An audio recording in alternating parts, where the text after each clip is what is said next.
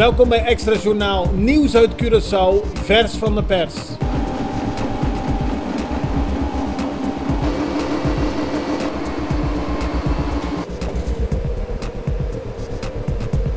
En dit is het nieuws van vandaag. De vakbonden voor werknemers van de raffinaderij, APRI en PWFC, hebben gisteren een ultimatum op tafel gelegd. Voor vanmiddag 12 uur willen ze dat bekend wordt gemaakt dat Clift Christiaan geen rol meer heeft in het onderhandelingsteam van de Refineria di Curaçao. Het is het team dat onderhandelingen voert met een nieuwe partner voor de raffinaderij. Leden van de vakbond hebben dat gisteren laten weten aan Marcelino Chonky de Ranoy, dat is de interim-directeur van Refineria di Curaçao. Als het ultimatum verstrijkt zonder dat aan hun eisen wordt voldaan, gaan de vakbonden hun acties intensiveren.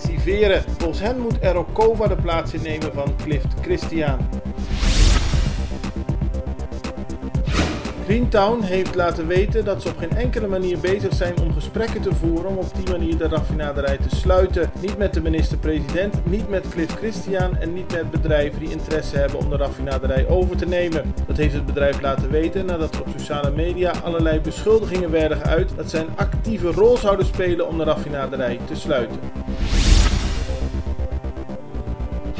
Onderwijsvakbond CITEC gaat vandaag haar 8e stakingsdag in. Gisteren overlegde de vakbond nog met minister van Onderwijs Marilyn Alcalá-Wallet. Zij hoopt dat vandaag de acties kunnen worden opgeheven en dat de vakbonden akkoord gaan met de antwoorden die de overheid heeft gegeven. Het gaat behalve om het schoonmaken van scholen ook om salarissen en gebrek aan materiaal. De overheid gaat vandaag proberen een akkoord op papier te krijgen. Als dat lukt is de kans groot dat de acties voor het weekend worden opgeheven. Minister Alcalá-Wallet gaf gisteren aan dat er geen sprake is van strijd met de vakbond. Ze snapt dat er zorgen zijn bij de onderwijzers.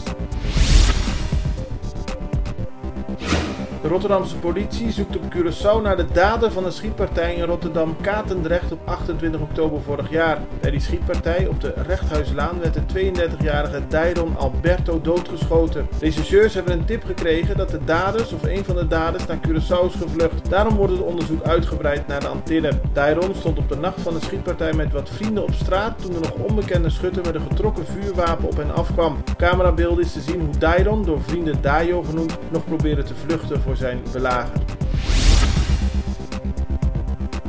Het Rode Kruis in Nederland heeft vandaag Giro nummer 5125 geopend voor noodhulp aan gevluchte Venezolanen. De noodhulp van de hulporganisatie bestaat uit medische zorg en schoon drinkwater, voedsel en onderdak. Door de politieke en economische crisis in Venezuela zijn zo'n 3 miljoen mensen gevlucht. Ze zijn onder andere gevlucht naar Colombia, Peru, Ecuador, Aruba en Curaçao. Nog steeds verlaten dagelijks duizenden mensen het land. Het Internationale Rode Kruis had al meer geld vrijgemaakt voor de hulpverlening in Venezuela en voor de vluchtelingen uit Venezuela, maar vraagt nu om donaties. De Rode Kruis schat dat er tientallen miljoenen euro's nodig zijn om de vluchtelingen in Venezuela en de omringende landen bij te staan.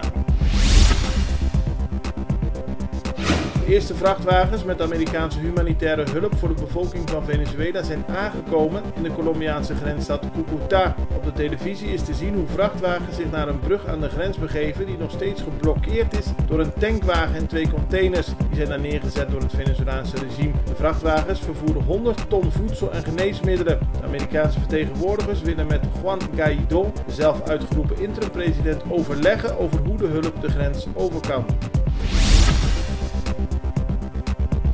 Bij een brand in het jeugdtrainingscentrum van de Braziliaanse voetbalclub Flamengo in Rio de Janeiro zijn vandaag 10 mensen om het leven gekomen. 3 mensen raakten gewond. Volgens lokale media zijn de slachtoffers jeugdspelers in de leeftijd van 14 tot 17 jaar. Op het moment van de brand zouden de jeugdspelers hebben liggen slapen. De dodelijke slachtoffers zijn nog niet geïdentificeerd. Over de oorzaak van de brand is nog niets bekend.